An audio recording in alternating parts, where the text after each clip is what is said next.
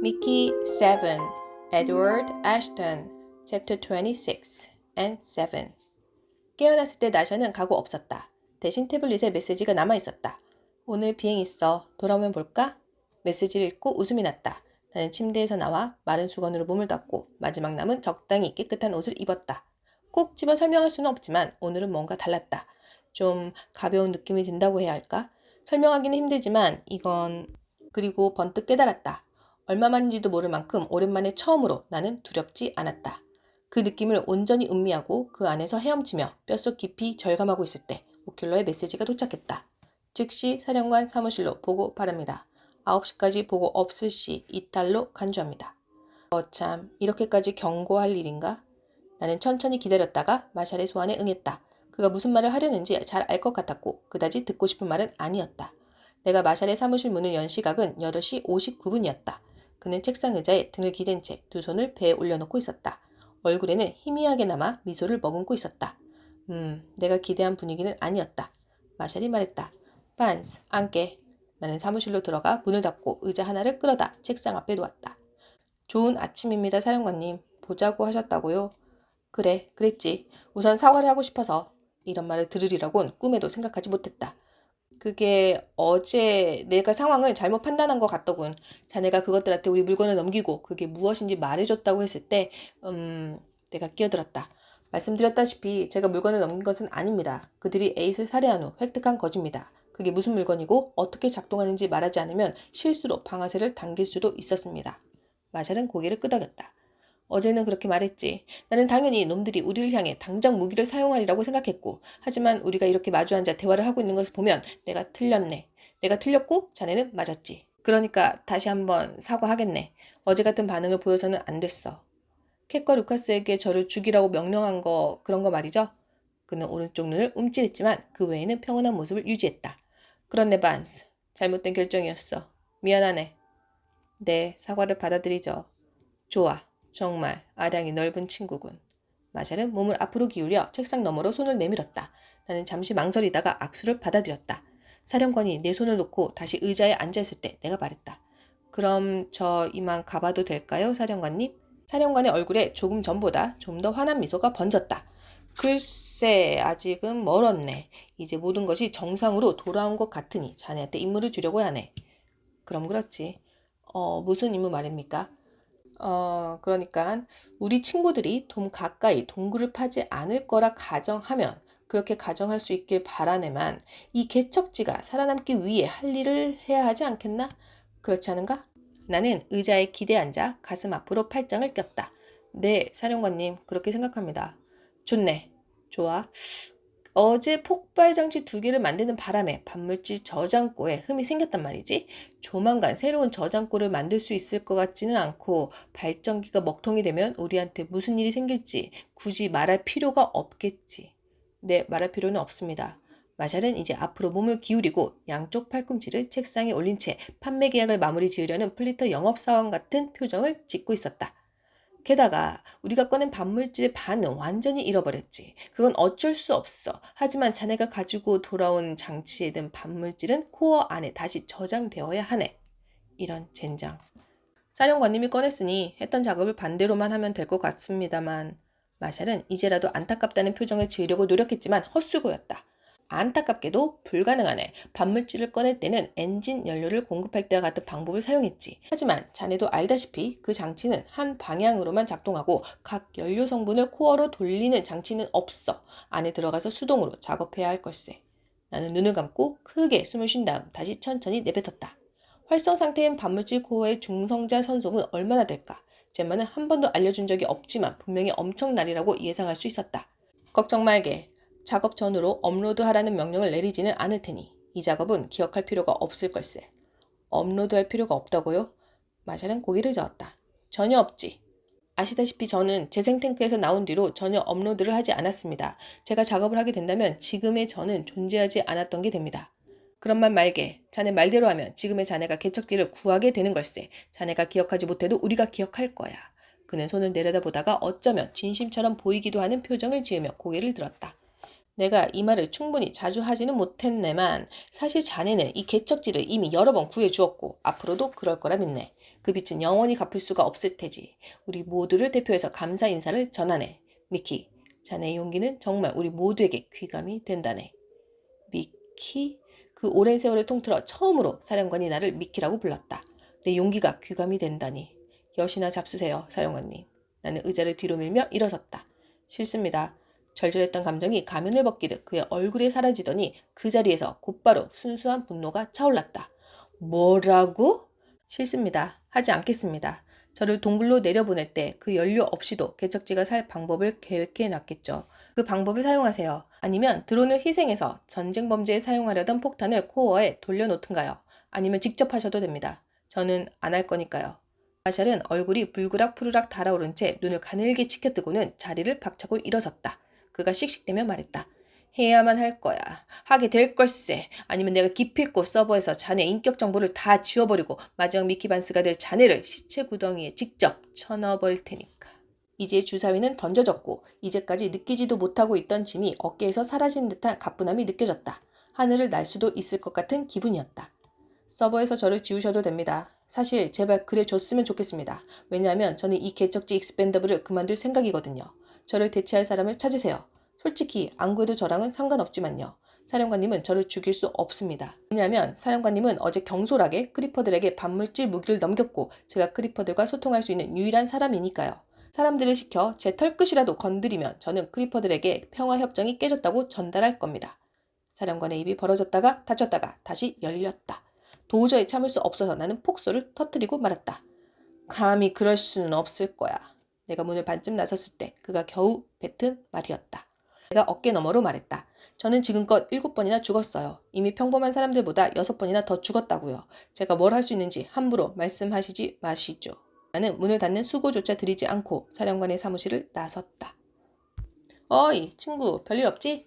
나는 귀뚜라미 튀김과 으깬 얌요리에서 눈을 떼고 고개를 들었다. 베르토가 테이블 맞은편에 자기 쟁반을 내려놓고 자리에 앉았다. 아, 너구나? 내가 말했다. 너 그만뒀다며? 나는 어깨를 으쓱했다. 그런 것 같아. 센데 그럴 수 있는 줄 몰랐어. 못해. 마샬 머리 꼭대기에 반물질 폭탄을 들고 서 있을 수 있는 사람이 아니라면. 베르토는 음식을 입에 넣고 씹어 삼켰다. 나도 다시 음식에 집중하려는데 그가 말했다. 다시 식사다운 식사를 하기 시작했네. 이제 배급을 나눌 필요가 없으니까. 안 그래? 그렇지. 우리는 꽉 채운 1분 동안 말없이 먹기만 했다. 내가 평소 그런데 신경을 쓰는 사람이라면 지금 무지하게 불편하겠지. 네가 돌아와서 기뻐. 베르토가 마침내 입을 열었다. 나는 고개를 들었다. 어쨌든 고마워. 나한테 무슨 일이 있었는지 나인한테 할 얘기를 지어내고 싶지는 않았나 보지? 베르토는 내 말을 듣고 움찔했다. 아이고 급소를 찌르네. 미안하다고 사과했잖아. 그래, 그랬지. 30초쯤 다시 침묵이 흘렀다. 내 접시는 거의 비워져 갔지만 베르토는 거의 손도 대지 않고 있었다. 그럼 우리 괜찮은 거야? 그가 말했다. 나는 눈을 감고 숨을 깊이 들어쉬었다가 내쉬었다. 다시 눈을 떴을 때 베르토는 기대감에 찬 표정으로 나를 바라보고 있었다. 나는 그를 향해 몸을 기울였다. 베르토도 답을 듣기 위해 앞으로 다가왔다. 나는 베르토의 오른쪽 눈을 정통으로 한 대 쳤다. 내 손가락 마디에 금이 갈 정도로 세게 맞은 녀석의 머리통이 뒤로 획 꺾였다. 이제 괜찮아졌어. 나는 이렇게 말하고는 일어서서 쟁반을 들고 자리를 떴다. 복도를 향하는 문이 열릴 때 뒤를 힐끔 보니 베르토가 손을 테이블에 올리고 입을 벌린 채 멍하니 나를 보고 있었다. 맞은 눈에 벌써 멍이 들고 있었다. 뻔한 결말인지 모르겠지만 상관없다. 오늘은 내 남은 인생의 첫날이니까. 놀랍게도 니프라임에도 봄이라는 계절이 존재했다. 아무도 예상하지 못한 봄이었다. 착륙한 지 1년쯤 지났을 때 기온이 슬슬 오르더니 눈이 녹기 시작했다. 몇 주 후에는 맨땅이 드러났다. 한 달이 지나자 맨땅은 이끼로 덮였다. 왜 이런 일이 일어났는지 설명할 수 있는 사람은 없었다. 니프라임의 궤도는 거의 원형에 가까웠고 축이 기울기도 거의 없다시피 했다. 이론적으로는 계절이 있을 수 없는 조건이었다. 여러 가지 추측 가운데 가장 그럴듯한 것은 이 행성의 태양이 병광성 같은 성질이 있고 지금이 온도가 올라가는 시기라는 이론이었다.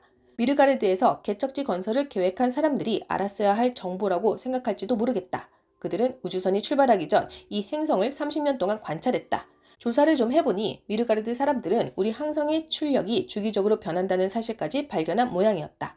문서로도 잘 정리되어 있었다. 그러나 천체 물리학적 관점에서 무엇 때문에 이런 변화가 생기는지에 대해 그럴듯한 이론이 없었고 항성이 원인이라고는 생각하지 않았다. 대신 그들은 성간물질 속 먼지 구름이 어떠한 작용을 했기 때문이라고 생각하고 그렇게 기록을 남겼다. 우리가 이 행성에서 따뜻하고 행복하게 살 거라 생각한 이유도 이 때문이었다. 항성 출력이 가장 높은 부분이 실제 출력이라고 생각했고 낮은 부분은 어떠한 간섭이 있어서라고 생각했다. 실수였다. 날씨가 변하자 처음에는 모두가 행복했다. 하지만 물리부의 한 직원은 우리가 또 다른 극한의 날씨를 맞이해 곶땀을 뻘뻘 흘리며 햇볕에 구워지게 될지도 모른다고 생각했다. 무서운 생각이었지만 그런 일은 일어나지 않았다. 몇 달이 지난 후 날씨는 상쾌하고 온화한 상태로 안정되었고 농업부에서는 마침내 돈 밖에서 시험용 재배지를 꾸밀 수 있게 되었다. 그쯤 주민들은 바깥 활동을 할 수 있게 되었고 배아 몇 개를 디캔팅 하자는 이야기도 나오기 시작했다. 저와 마샤를 제외한 다른 사람들은 크리퍼에 대해 잊은 듯했고 나샤에게 산책하러 나가겠냐고 물을 수 있을 정도가 되었다.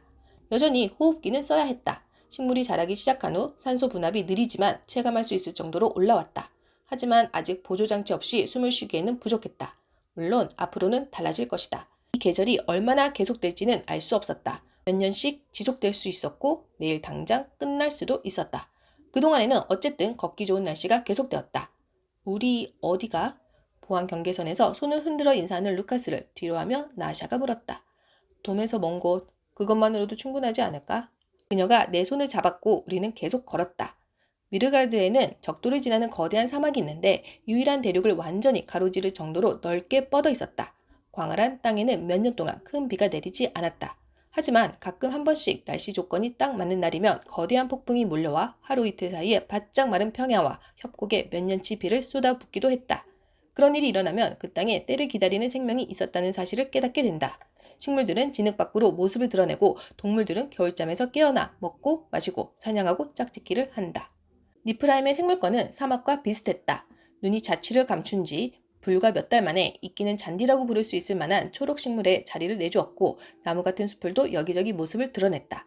동물도 있었다. 대부분 놀랄 만큼 크리퍼를 닮은 소름 끼치는 동물이었지만 돔에서 1km 이상 나가면 다리가 8개 달린 파충류 비슷한 동물이 바위턱에 앉아 햇빛을 쬐는 모습이 보였다. 동물을 보라고 나샤에게 손짓하자 그녀는 자연스럽게 얼굴을 찌푸리며 챙겨나온 버너에 손을 가져다 댔다. 그러지 마. 귀엽잖아. 내가 말했다. 그녀는 곁눈질로 나를 쏘아보고 고개를 젓더니 버너에서 손을 뗐다. 우리는 계속 걸었다. 5분쯤 더 지나 방향을 확인하려고 잠시 걸음을 멈췄다. 꽤 오래 걸어 나왔고 눈이 사라진 풍경은 예전과 완전히 달랐다. 나샤는 방걸음 물러서서 가슴 앞에 팔짱을 끼고 고개를 한쪽으로 기울였다.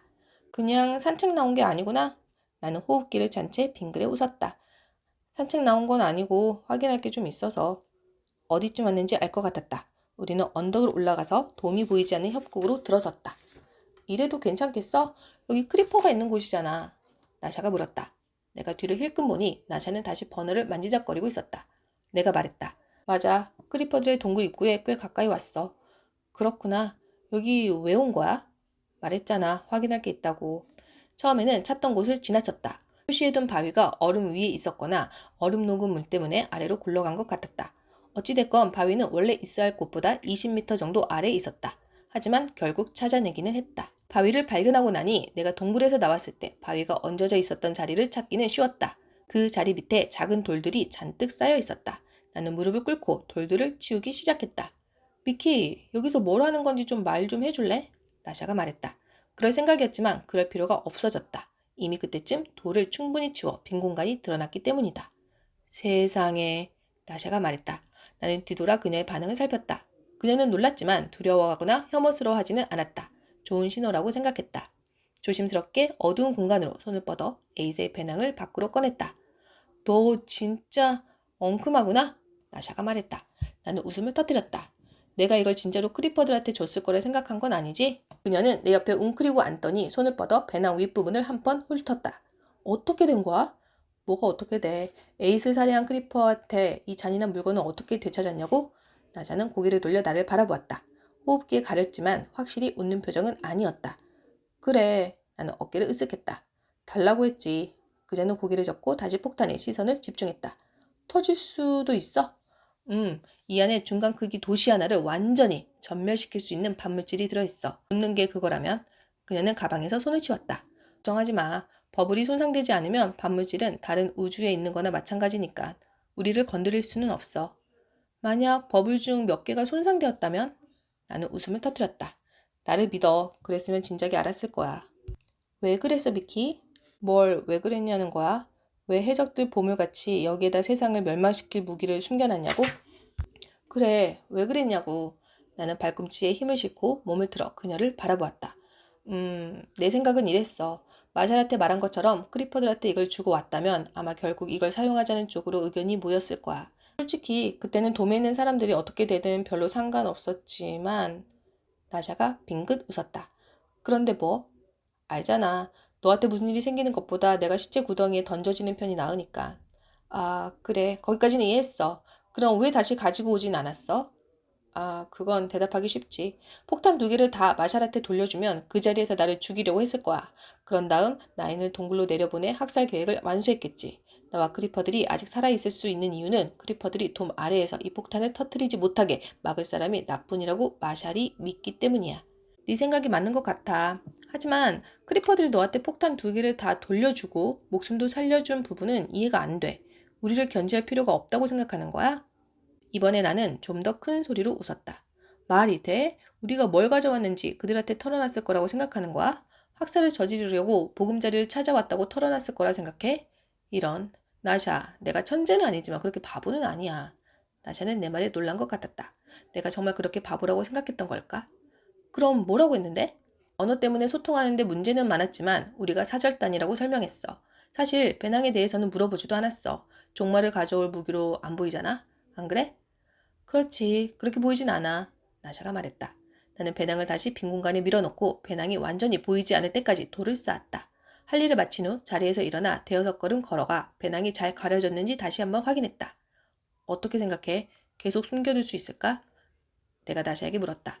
그녀는 어깨를 으쓱했다. 어쩌면 당분간은 괜찮을지도. 영원히는 아니겠지만 장기적인 계획이 있어? 그렇지 않으면 누군가가 여기서 발을 헛디디는 순간 우리는 다 죽을 거야.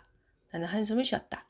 마샬이 죽을 때까지 잠자고 기다리는 게 내 계획이야. 그 다음에는 배낭을 가지고 돌아가서 새 사령관이 누가 됐든 크리퍼들이 평화를 다지는 의미로 폭탄을 돌려주기로 했다고 이야기하려고.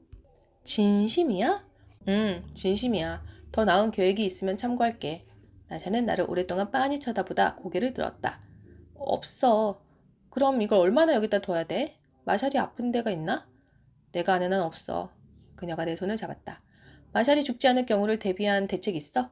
없어. 그녀는 다른 손으로 내 뺨을 감싸더니 호흡기를 벗고 내게 키스했다. 넌 정말 천재는 못 되는구나. 그렇게 말한 뒤 내 손을 놓고 협곡을 다시 오르기 시작했다. 귀엽게 생겨서 다행인 줄 알아. 나는 폭탄이 숨겨진 곳을 돌아보았다. 이 행성의 90%를 덮고 있는 흔한 돌무더기와 다름없어 보였다. 이대로 충분한 걸까? 마샬은 무척이나 건강해 보였다. 이대로면 충분해야 한다. 마지막으로 한 번 더 눈길을 준 후 전쟁 범죄 문턱까지 갔던 과거를 등졌다. 그리고 나샤를 따라 그늘진 협곡을 올라 환한 태양빛 아래로 걸음을 옮겼다.